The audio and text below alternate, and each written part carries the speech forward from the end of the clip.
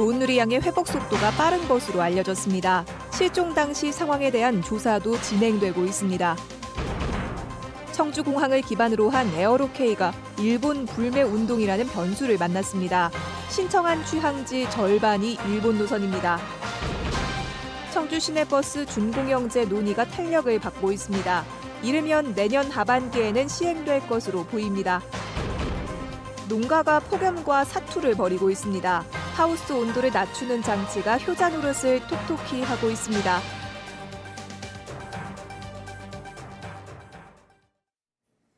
여러분 안녕하십니까? 계속해서 충북 지역 뉴스입니다. 열흘 만에 구조된 조은누리 양이 실종 당시에 대해 언급하지 않고 있는 것으로 알려졌습니다. 병원 치료와 심신 안정에 우선을 두고 경찰 조사도 조심스럽게 진행되고 있습니다. 이재욱 기자입니다. 지난 2일 구조된 조은누리 양은 병원에서 각종 검사를 받으며 점차 건강을 회복하고 있습니다. 조 양의 부모는 MBC와의 통화에서 딸에게 산속 생활에 대해 물어보면 모른다고 대답하거나 대답을 하지 않고 있다고 밝혔습니다. 경찰도 조 양의 회복이 먼저라고 보고 조사를 조심스럽게 진행하고 있습니다. 건강이 차츰 좋아지고는 있지만 아직 완벽하게 좋은 상태는 아닌 것 같습니다. 그래서 조은누리 양 상태를 좀 감안해서 경찰은 조 양이 산 아래로 내려온 흔적이 없어 열흘 동안 산에 고립돼 있던 것으로 잠정 결론을 내렸습니다. 조 양은 실종 지점에서 직선거리로 1.7km 떨어진 야산 중턱 바위 틈에서 발견됐습니다. 상당히 지쳐서 칠신이라고 해야 될까. 바위 틈 사이에 낙엽 속에 이렇게 파묻힌 상태로 이렇게 쓰러져 있었습니다. 전문가들은 조 양이 빗물을 마시며 수분을 보충하고 바위 틈에서 낙엽을 덮고 있어 밤에도 체온을 유지할 수 있었던 것으로 보고 있습니다. 산속을 헤매며 돌아다니지 않고 한 지점에 오래 머무른 것도 생존 가능성을 높인 것으로 추정했습니다. 저희가 수색한 곳 같은 경우는 진짜 빛도 들어오기 힘든 정도로 아주 우거진 곳들이 많았어요. 조은누리 양이 발견된 곳 자체가 좀 최적의 장소가 아니었나, 생활을 하는 데 있어서. 한편 조 양은 현재 혈액과 소변 검사 등에서 정상에 가까운 수치를 보이고 있습니다. 병원 측은 빠르면 이번 주 안에 퇴원이 가능할 것 같다고 밝혔습니다. MBC 뉴스 이재욱입니다. 충북 전 지역에 폭염경보가 이어진 가운데 일부 지역은 올여름 최고 기온을 경신했습니다.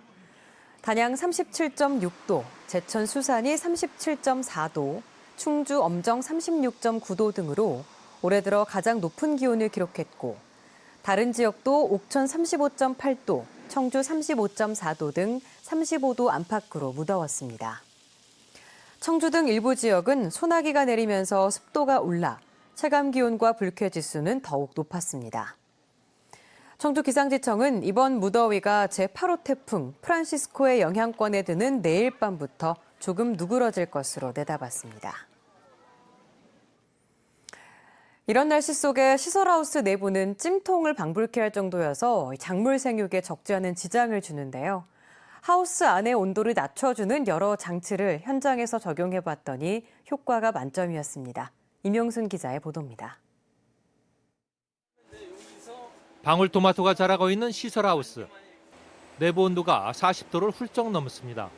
밖으로 공기를 빼내는 환기팬을 돌리고 이어서 안개 같은 물을 뿌리는 분무 시설이 가동됩니다. 두 가지 장치가 작동되면서 20여 분 만에 내부 온도는 10도 정도 떨어집니다. 설치 후 올해 첫 사용이지만 재배 농민은 큰 효과를 보고 있습니다. 너무 뜨거우면 얘들도 생육이 정지돼 버리고 안 해버리는데 일단은 생육이 원활하게 되니까 방울토마토든 딸기는 품질이 월등하게 좀 나아지는 것 같습니다. 딸기를 키우는 인근의 또 다른 하우스.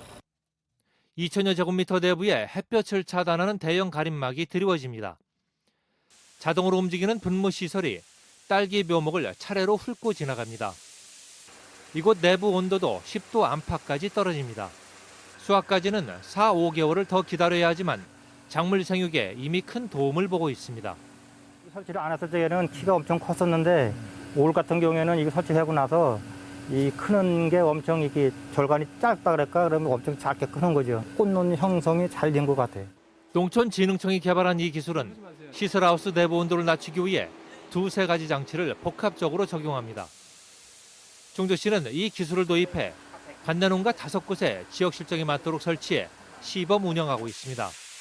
이를 극복하는 데는 이 적정 생육 온도에 맞춰줄 수 있도록 시설 내부의 환경을 조절해주는 기술들, 복합적으로 패키지화되어서 적용이 되었을 때 그 효과가 극대화될 수 있다고 생각이 됩니다. 겨울철 온도를 높이기 위한 여러 노력만큼이나 여름철 온도를 낮추기 위한 다양한 기술이 시설 재배 하우스에 적용되고 있습니다. MBC 뉴스 이명순입니다. 제8호 태풍 프란시스코가 북상함에 따라 충청북도는 오늘 도 재난상황실에서 관계 부서와 시군 긴급대책회의를 갖고 태풍의 진로와 영향 범위, 시군별 대책을 점검했습니다. 충청북도는 내일 오전 9시부터 재난안전대책본부를 가동하고 전 직원 1단계 비상근무에 돌입합니다. 이번 태풍은 오는 7일쯤 충북을 통과할 것으로 예상되며 강한 바람과 함께 최대 150mm의 많은 비를 뿌릴 것으로 예상됩니다. 최근에 있는 일본 불매운동으로 인해 항공업계 효자 노선으로 불리던 일본 노선으로까지 불독이 튀고 있습니다. 올 초 항공 면허를 받은 지역 거점 저비용 항공사들은 취향 노선을 어떻게 설계했느냐에 따라 희비가 엇갈리고 있습니다. 신미희 기자가 보도합니다. 청주공항 거점 저비용 항공 에어로K가 지난 3월 항공운송사업 면허를 받을 때 신청한 첫 해 취향지는 6곳. 이 가운데 절반인 3곳이 나리타, 나고야, 기타 큐슈로 일본 노선입니다. 사업 초기 안정적인 수익을 위해 수요 창출이 용이한 일본 노선에 집중하려던 이 계획이 일본발 역풍을 맞았습니다. 에어버스 320 1호기가 청주에 도착하는 내년 2월 이후로 취항이 미뤄지기는 했지만 일본 사태가 길어질 경우 대체 노선 개발이 불가피합니다. 저희도 일본 상황을 예의주시하고 있고 시장 상황을 고려해서 국토부하고도 긴밀히 협의를 하고 내부적으로도 이 사업 방향을 어떻게 할 건지에 대해서 고민을 많이 하고 있습니다. 같은 시기 항공운송사업 면허를 받은 양양공항 거점 플라이 강원은 상대적으로 반일 영향권에서 벗어나 있습니다. 첫 해 취향지를 대만과 마카오, 동남아시아 노선에 집중했고 외국인을 국내로 태우고 오는 이른바 인바운드 사업이 주력입니다. 지난 4월 22일 운항증명을 신청해 서류 심사를 마치고 현장 심사 단계에 돌입하는 등 취항 준비 속도가 가장 빠릅니다. 9월 초에 항공기가 도입되면 테스트 플라이트를 거쳐서 운항증명을 취득하고 10월 달에는 국내선, 12월에는 정상적으로 국제선을 취항하기 위해서 차질 없이 준비하고 있습니다. 사드 사태로 휘청했다. 반일 사태로 다시 흔들리는 청주공항의 생존 전략이 노선 다변화라는 데는 이견이 없습니다. MBC 뉴스 신미입니다. 일본의 경제 보복 조치로 충북도 피해 영향권에 접어들었지만 도내 기업들의 피해 실태 파악에 어려움을 겪고 있습니다. 충청북도에 따르면 지난달 중순부터 도내 2,000개 기업을 대상으로 일본 수입 의존도와 예상 피해에 대한 설문조사를 진행했지만 지금까지 30여 개 업체만 답을 보내왔습니다. 충청북도 관계자는 기업의 어려운 상황이 외부에 알려지는 것에 대한 부담으로 설문조사 참여에 소극적인 것으로 보인다며 시군의 협조를 통해 도내 기업 피해 동향을 파악 중이라고 말했습니다. 중소기업 특별 경영 안정자금 150억 원이 풀립니다. 충청북도는 자금 수요가 많은 추석을 앞두고 일본 수출 규제 사태까지 겹쳐 자금난이 가중될 것으로 예상됨에 따라 오는 26일부터 150억 원을 풀기로 했습니다. 자금 신청은 충북기업진흥원에서 접수하며 한 기업에 최대 3억 원까지 지원합니다. 이차영 괴산군수가 일본 경제 보복에 대한 대책안을 발표했습니다. 이차영 군수는 지역 내 기업인 등 10여 명과 함께 일본 정부가 수출 규제에 나선 것을 비판하며 괴산 또한 일본의 부당한 조치로 인한 경제적인 피해를 최소화하도록 피해 신고센터 운영, 세제 감면 등 지원책을 마련하겠다고 밝혔습니다. 이와 함께 공공기관 역시 일본 제품 사용을 배제하고 일본 연수와 출장 등을 중단하겠다고 덧붙였습니다. 청주 시내버스 준공영제 논의가 탄력을 받고 있습니다. 이견차를 좁혀 나가면서 이르면 내년 하반기에는 시행될 것으로 보입니다. 조미애 기자입니다. 청주시와 시내버스 회사 대표, 교통전문가, 시민단체 등 협의회가 머리를 맞댄 8차 회의. 하루 버스 한 대를 운영하는 총 비용인 표준 운송원가의 산정 기준에 대한 논의를 이어갔습니다. 과거 교통사고 이력에 따른 보험료 할증을 청주시가 얼마나 지원하는지가 쟁점이었습니다. 앞서 가장 큰 부분인 인건비, 그중에서도 대표이사 인건비 동결 등 민감한 부분에 합의를 이끌어낸 만큼 이 역시 이견을 좁혀나갈 것으로 보고 있습니다. 대승적 견지에서 서로 시민을 위한 상생의 대중교통 시스템을 위해서 한 발자국씩 접근해 나가고 있습니다. 의견의 편차가 있고 또 갈등이 있을 수 있지만 충분히 잘 해나갈 수 있지 않을까 싶습니다.